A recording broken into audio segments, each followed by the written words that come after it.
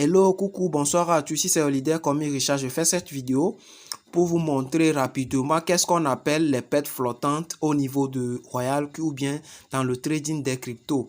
Parce qu'il y a certains leaders qui me posent la question, leader, au commencement j'ai mis 1000$ dans mon compte, on m'a dit que j'ai fait tel montant en profit, mais je vois dans mon compte et la chose est toujours diminuée, vous voyez. Soit vous devez avoir un montant dans votre compte, mais c'est diminué. Il ne faut pas que ça vous effraie. Qu'est-ce qui se passe? Je vais vous montrer quelque chose. Vous voyez ici, vous voyez par exemple ici, moins 22, moins 28, moins 12. Vous voyez, ces frais, ce sont des choses, lorsqu'on les voit comme ça, ce sont des choses, je ne sais pas comment dire, les moins dont on paye, il faut les additionner. Si vous avez jusqu'à 6 paires, 8 paires, une paire, il faut voir les moins qu'on a mis là-bas. Par exemple, moins 22, ça veut dire que moins 22, là, je vais soustraire ça dans mon compte et truc là, dans mon portefeuille, si j'ai Binance ou bien AOB. Je ne sais pas si vous me comprenez. Faut pas que ça vous mélange. Par exemple, j'avais un fiole l'autre fois, la personne a investi, truc là, et $500, 590 comme ça dollars qui étaient dans son portefeuille. Donc la personne trade sur deux paires, vous voyez, parce que nous on utilise la stratégie de iBot. Donc avec $500, il faut choisir deux paires. Donc arrivé au moment, qu'est-ce qui s'est passé? Et le robot lui a fait des profits au moins de $200 comme ça. Donc les $200, si ça vient s'ajouter à ces $500, la personne doit trouver $700 poussière. Or, elle remarque que dans son compte, c'est $600 seulement. Donc, c'est comme si la personne a perdu des sommes quelque part. La personne ne comprend pas le truc là. Il faut que vous compreniez aujourd'hui pour de bon. Si vous voulez savoir exactement l'argent qui est dans votre portefeuille, même si vous remarquez la diminution de l'argent du portefeuille, il faut venir ici. Vous allez prendre l'addition des trades qui sont en cours. Là où vous voyez au niveau de profit, ils ont mis moins 22, moins 27. Il faut faire l'addition de ces moins là aussi. Si c'est une seule paire, ça serait une seule paire. Là, si vous voyez moins, un seul moins 22 par exemple, vous savez que il faut que je prends les moins 22 là. Je prends les 22 là qu'on a soustrait pour faire plus à ce qui est dans mon compte pour savoir que normalement c'est ici que mon argent doit être. Et qu'est-ce qu'on appelle les pertes flottantes? Par exemple, le robot trade avec nos USDT. Lorsqu'on fait les dépôts en USDT, c'est un stablecoin. Mais les crypto-monnaies sur lesquelles le robot va pour trader ne sont pas des stablecoins. Donc, lorsque le robot va, par exemple, pour acheter, là où on voit le AAVE USDT, c'est une crypto-monnaie, ou bien ADA USDT. ADA est volatile. Au moment où le robot va pour prendre notre USDT qui est un stablecoin pour aller trader sur la paire de ADA USDT, par exemple, si elle prend $100 pour acheter ADA, si on dit que le robot trade sur ADA USDT, ça veut dire que le robot a pris l'USDT pour acheter ADA. Si c'est USDT AAVE, ça veut dire que le robot a pris une partie de notre USDT pour acheter le AAVE. Ensuite, pour que ça remonte, elle va revendre et faire des profits. Donc, vous êtes d'accord avec moi que au moment où le robot trade sur ses paires et que ses paires est volatile, ça chute. Or, le robot a déjà acheté, ça va jouer sur notre balance. C'est ce qu'on appelle les pertes flottantes. Mais comme le robot n'a pas encore clôturé son trade et que le robot ne vend pas en perte, il ne faut pas que ça nous angoisse. Quelle qu'en soit la diminution du portefeuille, venez ici si vous voulez savoir combien dans votre portefeuille exactement, venez ici tout simplement. Vous allez voir les moins là qu'on a fait, vous additionnez et puis vous ajoutez à ce qui est dans votre portefeuille. Donc, il y a d'autres qui vont me dire, maintenant, si le robot a fait tel profit et que je veux retirer, comment est-ce que je fais? C'est très clair. Si le robot vous fait un profit de $200, là où on voit les profits au niveau de Royal Q, il faut savoir que ce que vous voyez au niveau de Royal Q, ce n'est pas ça que vous allez gagner 100%. Parce qu'eux, ils vont prendre 20%. C'est pourquoi ils nous demandent les frais de transaction. Les frais de transaction que vous mettez, il faut le suivre de près parce que ça diminue. C'est ça, si vous me comprenez. Disons que le robot vous a fait $200 de gain net.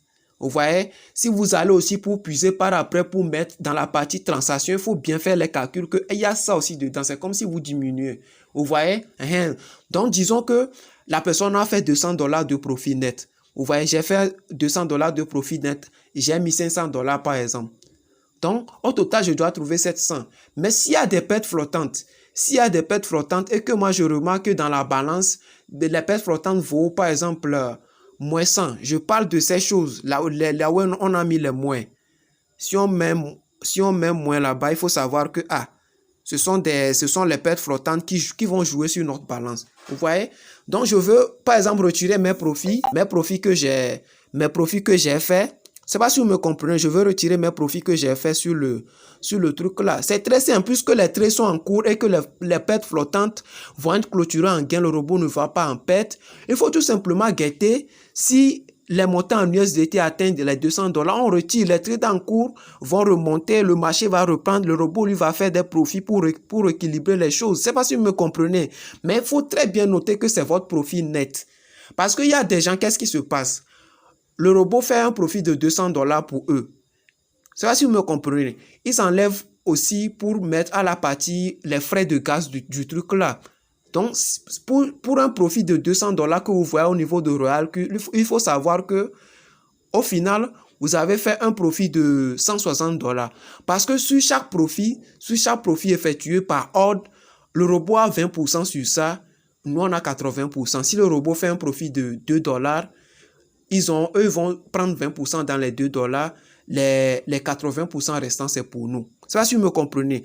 Donc, il faut bien faire le calcul. Si vous voulez retirer votre profit, ici, il y a des stratégies où, après, je vais vous enseigner, mais pour qu'on veut gagner assez d'argent avec le robot, et si on montre ça aux débutants, ils vont pour faire des erreurs. Donc, dans cette vidéo, je ne vais pas le montrer. La stratégie que je vais vous montrer, si par exemple le robot a fait un profit que vous voulez retirer et que vous guettez à retirer, c'est un exemple, hein. Il faut tout simplement guetter le profit qu'elle a fait et puis guetter la partie USDT. C'est pas si vous me comprenez, la partie USDT, lorsque le profit est atteint, vous retirez, puisque les pertes flottantes et tout, ce sont des trades qui sont en cours. C'est pas si vous me comprenez. Maintenant, disons que ici, nous tradons avec iBot, avec les multiples de 250 dollars dans notre compte. J'avais 500 dollars que j'ai mis au départ. Donc, le robot a fait 250 dollars net de profit. Donc, ça fait 750 dollars. Ça veut dire que je peux encore ajouter une paire. Je ne sais pas si vous me comprenez. Je peux encore ajouter une paire. Donc, si vous pouvez encore ajouter une paire, ce n'est rien. Là où, comme je vous ai montré, je vais encore faire une vidéo sur ça. Vous rentrez dans la partie My Synchronous Strategy et pour vous ajouter tout simplement une paire. Mais il faut très bien noter que c'est votre gain net. C'est pas si vous me comprenez. Il faut pas que le robot va commencer par vous faire des profits. Vous voyez par exemple, vous avez vu par exemple 260 ou bien 250 dollars dans Royal Q comme gain. Or, arrivé un moment, votre frais de transaction, parce que le robot n'a pas accès à notre portefeuille. C'est les frais de transaction qui permettent au robot, c'est les frais de transaction qu'on met à la partie assez, qu'on vous demande toujours de suivre de près et puis augmenter. C'est dans ça qu'eux prélèvent leurs 20%. C'est pas si vous me comprenez. Donc, il ne faut pas qu'arrive un moment, vous allez puiser dans votre portefeuille. Donc, si vous puisez dans votre portefeuille pour compléter les frais de gaz, il faut très bien faire le calcul. Une fois que vous savez très bien que, après avoir levé les 20%, que eux aussi prennent notre profit net, nous permet d'avoir encore 250 dollars, bien des multiples de 250 dollars pour augmenter le paire et la paire sur laquelle trader. Là, vous le faites tout simplement. Vous n'avez rien à toucher, tout simplement d'aller dans la partie My Synchronous Strategies et puis vous ajoutez une paire. Vous voyez? Donc, c'est un peu ça pour les pertes flottantes. Il ne faut pas que ça vous trouble. Parce que j'en ai beaucoup marre de ces questions des leaders qui viennent dire « Ah, leader, ma balance est diminuée, je ne comprends plus rien. » Comprenez ça une fois pour de bon. Parce que les cryptos sur lesquels le robot va trader, ce sont des cryptos, ce sont des cryptos volatiles. Je ne sais pas si vous me comprenez.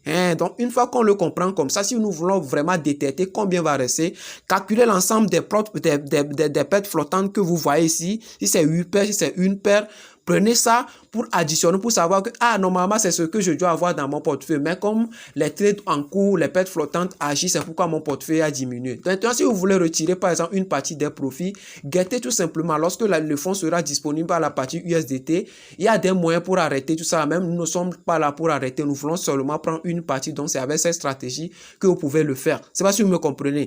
Donc, une fois que vous le faites et que votre profit net vous permet d'ajouter une paire, vous allez tout simplement le faire. Je vais aussi faire une vidéo sur ça pour vous montrer montrer. Donc, comprenez aujourd'hui que lorsque votre portefeuille diminue et tout, mais vous voyez des profits qui doivent s'ajouter, mais ce n'est pas le cas. Sachez à partir d'aujourd'hui que ce sont les pertes flottantes. Et ici, nous sommes en trading automatique. Ne touchez pas des choses si vous ne maîtrisez pas. Si vous avez des questions, allez vers votre parrain. Pour ceux qui sont dans la team Richard MLM Pro, je peux vous dire que vous êtes avec le bon leader. Je serai toujours là avec vous. Vous coacher pour que ensemble nous atteignions le sommet. Ok, ciao, ciao.